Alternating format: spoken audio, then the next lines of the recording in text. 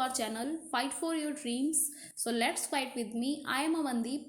As you know class 8th की history हम लोग कवर कर रहे हैं, तो उसी सीरीज़ में चैप्टर नंबर 5 पर आज हम पहुंच गए हैं। पीछे वाले चैप्टर हमने अच्छे से कवर किए हैं।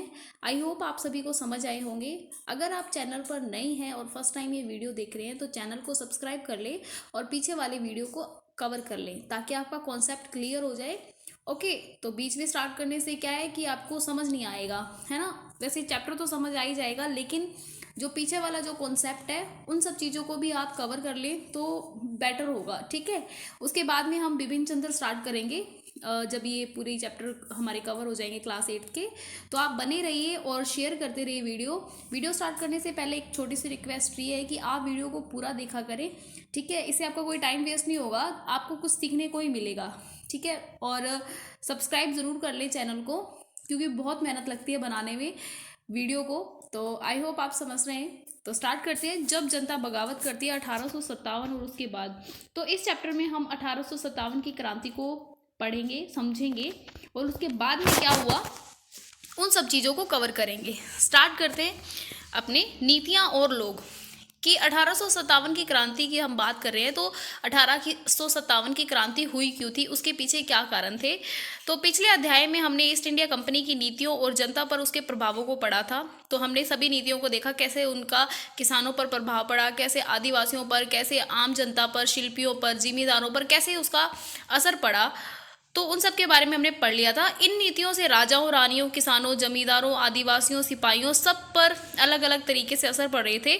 हम ये भी देख चुके हैं कि जो नीतियां थी और जो कार्रवाइयां थी वो जनता के हित में नहीं होती थी। जो उनकी भावनाओं को ठेस पहुंचाती थी उनका लोग विरोध करते थे, ठीक है। तो ये लोग क्या करते थे, ये अपने फायदे के लिए नीतियां लेकर आते थे, ना कि लोगों के फायदे के लिए। कहते थे कि ये है लोगों के फायदे के लिए, लेकिन होती क्या थी, खुद के फायदे के लिए नीति होती थी। नवाबों की छिनती सत्ता, तो कैसे कौन सी नीतियां थी जिनसे लोग परेशान थे, जिनसे लोगों ने विरोध किया।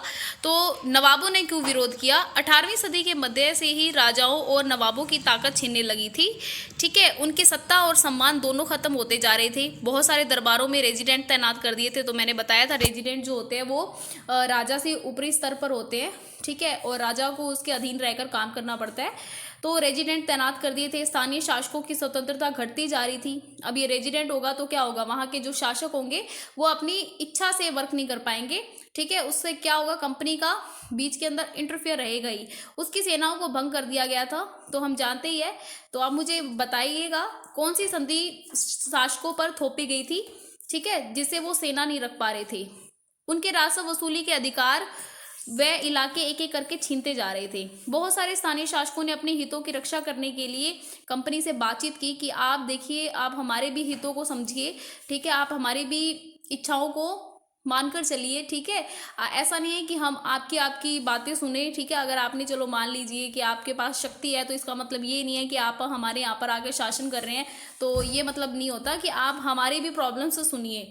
तो उदाहरण के लिए क्या हुआ, जब उन्होंने कंपनी से बात की शासकों ने, तो झांसी की रानी लक्ष्मीबाई चाहती थी कि कंपनी उनके पति की मृत्यु के बाद उनके गोद लिए हुए बेटे को राजा मान ले, ठीक है। पेशवा बाजीराव द्वितीय के दत्तक पुत्र नाना साहेब ने भी अब कंपनी से आग्रह किया कि उसके पिता को जो पेंशन मिलती है वो मृत्यु के बाद उनको मिले। तो हुआ क्या, कंपनी घमंडी हो चुकी थी, खुद पर उसको घमंड हो चुका था कि हाँ मेरे पास बहुत ज़्यादा शक्ति है। अपनी श्रेष्ठता और सैनिक ताकत के नशे में चूर होने की वजह से कंपनी ने क्या किया, उनके जो आग्रह और जो निवेदन थे उनको ठुकरा दिया। उसके होगा क्या, रिजल्ट में क्या होगा, उनके सम्मान को ठेस पहुंचेगी, ठीक है, नवाबों के सम्मान को ठेस पहुंचेगी। अवध की रियासत अंग्रेजों के कब्जे में जाने वाली आखिरी रियासतों में से एक थी। तो अवध की रियासत, जिस पर अंग्रेजों ने धक्के से क्या किया था, कब्जा कर लिया था। पहले तो अवध के जो शासक थे वो सहायक संधि के द्वारा थोपी गई जो रकम थी वो चुकाने में सक्षम नहीं हो पाए थे, जिससे क्या किया था, अवध का आधा क्षेत्र कंपनी ने अपने कब्जे में ले लिया था, ठीक है। फिर बाद में क्या किया, 1801 में तो अवध पर आधा कब्जा कर लिया था सहायक संधि के द्वारा। 1856 के अंदर अंग्रेजों ने उसे पूरा ही अपने कब्जे में ले लिया। गवर्नर जनरल डलहौजी ने ऐलान कर दिया कि रियासत का शासन ठीक नहीं चल रहा है, यानी कि उन्होंने अवध के शासक पर कुशासन का आरोप लगा दिया। इसीलिए क्या किया, बोले कि यहाँ पर कुशासन हो रहा है, यहाँ पर शासन अच्छा नहीं हो रहा है, शासक अच्छे नहीं है, तो इसीलिए हम अपने अंडर में ले रहे हैं अवध को। तो इसीलिए शासन को दुरुस्त करने के लिए ब्रिटिश प्रभुत्व जरूरी है। क्या करने के लिए? रियासत का शासन ठीक चलाने के लिए। तो आई होप आपको समझ आया होगा। जब अवध के जो शासक थे वो अपनी जनता के काफ़ी प्रिय थे, तो इससे क्या हुआ, लोगों के अंदर विरोध हो गया, ठीक है, कंपनी के खिलाफ, ठीक है, उनके मन में गुस्सा आ गया। कंपनी ने मुगलों के शासन को खत्म करने की पूरी योजना बना ली थी। कंपनी ने मुगलों के शासन को भी खत्म करने की पूरी योजना बना ली थी। ये नवाबों पर जो एक्शन थे कंपनी के, उसके बारे में हम बात कर रहे हैं। कंपनी द्वारा जारी किए गए सिक्कों पर मुगल बादशाह का नाम हटा दिया गया। 1849 में गवर्नर जनरल डलहौजी ने ऐलान किया कि बहादुर शाह जफर की मृत्यु के बाद बादशाह परिवार को लाल किले से निकालकर उसे दिल्ली में कहीं और बसा दिया जाएगा। 1856 में गवर्नर जनरल जो कैनिंग थे, उन्होंने फैसला किया कि बहादुर शाह जफर आगरी मुगल बादशाह होंगे। उनकी मृत्यु के बाद किसी भी वंशज को बादशाह नहीं बनाया जाएगा, उन्हें केवल राजकुमार के रूप में मान्यता दी जाएगी। तो ये सब क्या थी, नवाबों की ऊपर जो परेशानियां थी, ठीक है, नवाबों की कैसे उन्होंने सत्ता छीनी कंपनी ने, उसके बारे में हमने देखा, ठीक है। तो वो ना तो जैसे कोई अगर राजा है, उसका बेटा नहीं, अगर वो किसी के बेटे को गोद ले लेते हैं तो वो उसको राजा मानने के लिए तैयार ही नहीं थी कंपनी, ठीक है। बोले कि अब आपका खुद का तो बेटा है नहीं, तो ये पूरा का पूरा जो जगह है, ये पूरे का पूरा जो क्षेत्र है वो हमारे अधीन आ जाएगा, ठीक है। और सायक संधि के द्वारा वो क्या कर रहे थे, वहाँ के शासकों को हटा रहे थे और खुद का शासन स्थापित कर रहे थे। इस तरीके से क्या हो रहा था, नवाबों की क्या हो रही थी, सत्ता छीनती जा रही थी कंपनी की नीतियों से। और किसानों और सिपाहियों पर क्या हुआ असर, गांव के किसान और जमींदार भारी भरकम लगान और कर वसूली के सख्त तौर तरीकों से परेशान थे। गांव के किसान तो परेशान थे ही, जमींदार भी परेशान थे, क्योंकि बहुत ज़्यादा ये टैक्स लिया करते थे। बहुत सारे लोग महाजन से कर्ज लिया करते थे और कर्ज लौटा नहीं पाने की वजह से क्या हो गया था, उनकी पुरानी पीढ़ियों की जो ज़मीन थी, पुश्तैनी ज़मीन थी, वो उनके हाथों से निकलती जा रही थी, ठीक है। इससे क्या हो गया था, लोग काफ़ी परेशान हो रहे थे, किसान परेशान हो रहे थे। फिर उसके अलावा कंपनी के तहत काम करने वाले जो भारतीय सिपाहियों में असंतोष की भी अपनी वजह थी। तो ये हम सब जानते हैं कि वहाँ पर सुअर और गाय के मांस की अफवाह फैलाई गई थी कि कारतूस के अंदर सुअर और गाय का मांस मिक्स किया हुआ है। तो वे अपने वेतन, उसके अलावा वो तो तत्कालीन कारण था, लेकिन उसके अलावा वो अपने वेतन भत्तों, सेवा शर्तों के कारण भी परेशान थे। कई नए नियम उनकी धार्मिक भावनाओं और आस्थाओं को ठेस पहुंचाते थे। क्या आप जानते हैं कि उस जमाने में बहुत सारे लोग समुद्र पार करना नहीं चाहते थे? तो आई होप ये आप समझते होंगे, ये पॉइंट आपने पढ़ा भी होगा कहीं ना कहीं, कि जब पुराने जमाने में लोग कहते थे कि अगर आप समुद्र पार जाओगे तो आपका धर्म भ्रष्ट हो जाएगा।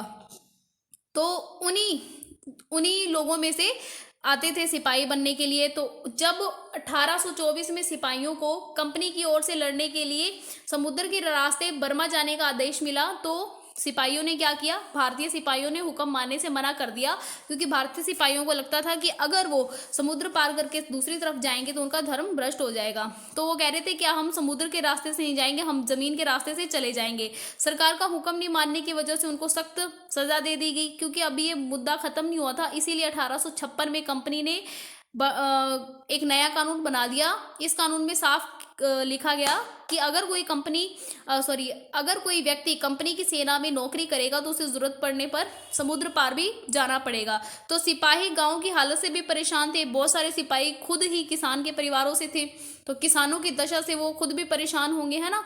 वे अपने परिवार गांव छोड़कर आए थे, लिहाजा किसानों का गुस्सा जल्दी ही सिपाहियों में भी फैल जाएगा, ठीक है। और अवध का जो क्षेत्र था, वहाँ से भी बहुत सारे सिपाही कंपनी के सेना के अंदर शामिल हुए हुए थे। तो अवध के शासक के साथ में जो इन्होंने बर्ताव किया, तो उससे भी सैनिकों के अंदर असंतोष फैला था। उसके बाद में क्या हुआ, सुधारों पर क्या प्रतिक्रिया थी कंपनी की। कंपनी ने भारतीय समाज में क्या क्या सुधार लाए, क्या क्या सुधार लाने की कोशिश की।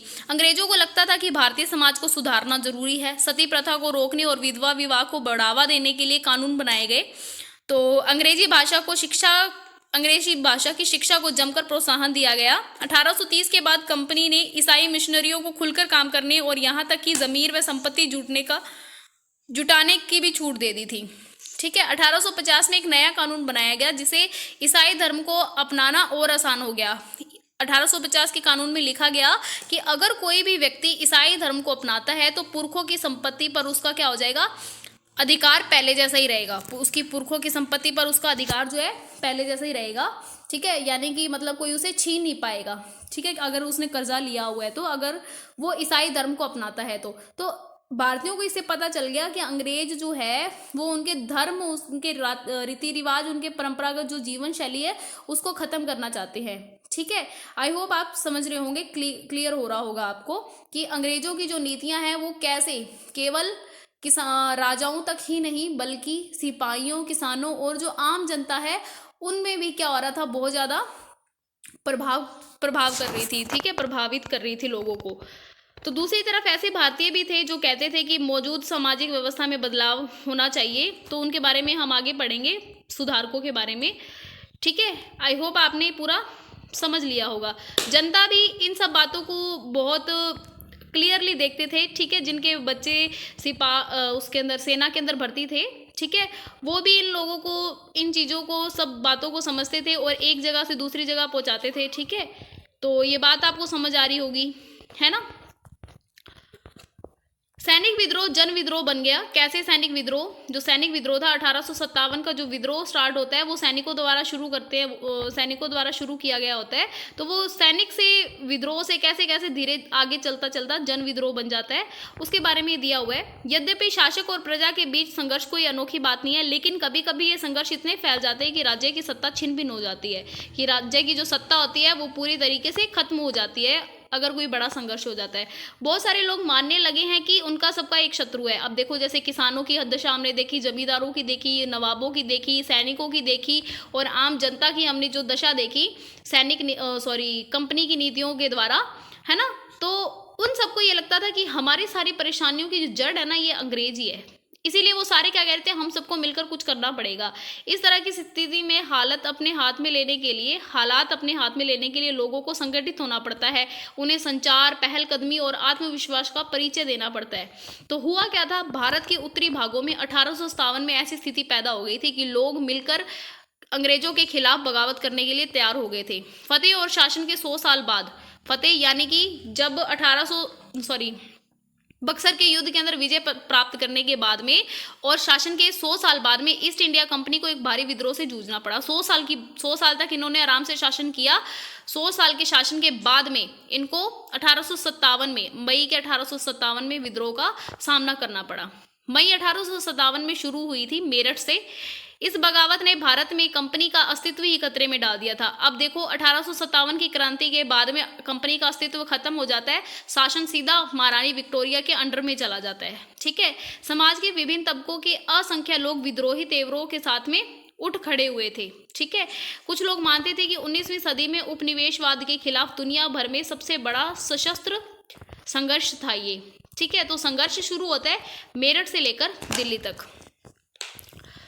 29 मार्च 1857 को युवा सिपाही मंगल पांडे को बैरकपुर में अपने अफसरों पर हमला करने के आरोप में फांसी सुना दी गई थी।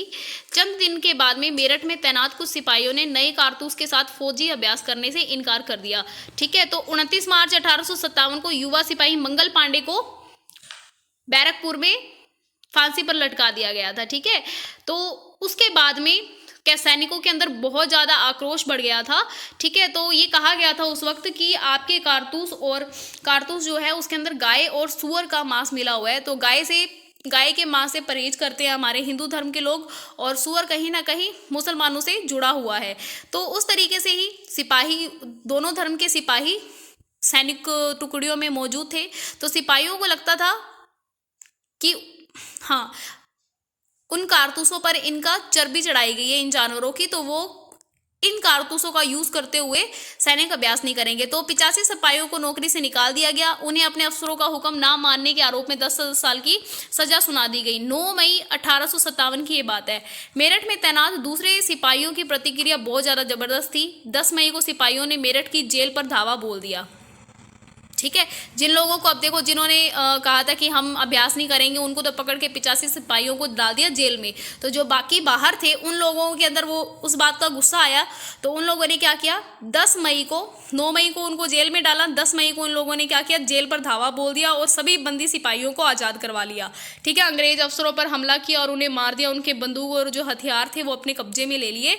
अंग्रेजों की इमारतें, संपत्तियाँ, ठीक है, सब पर आग लगा दी। ठीक है, उन्होंने अब फिरंगियों के खिलाफ युद्ध का ऐलान कर दिया था। सिपाही पूरे देश में अंग्रेजों के शासन को खत्म करने पर अब जोर दे रहे थे कि अब अंग्रेजों का शासन खत्म होना चाहिए। लेकिन अब ये सवाल था कि अब अगला शासक बनेगा कौन।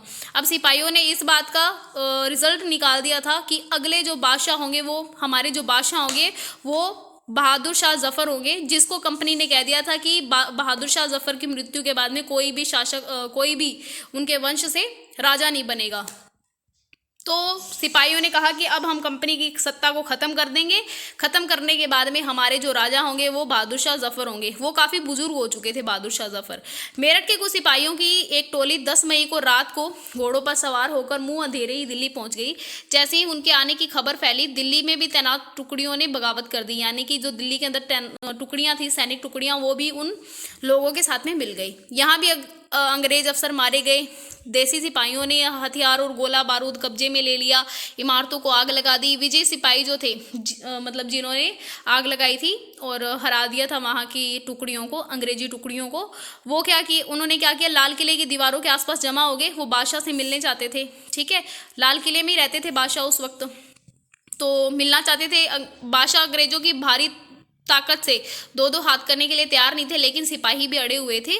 आखिरकार वो जबरन महल में घुस गए और उन्होंने कहा कि आप हमारे नेता हैं, आपको बनना ही पड़ेगा अगर भारतीय लोगों को, हमारे देश के लोगों को क्या करना है, आपको इन लोगों से मुक्त करवाना है। तो बूढ़े बादशाहों को सिपाहियों की बात माननी पड़ी। उन्होंने देश भर में मुखियाओं और शासकों को चिट्ठी लिखकर अंग्रेजों से लड़ने के लिए भारतीय राज्यों को एक संघ बनाने का आह्वान किया।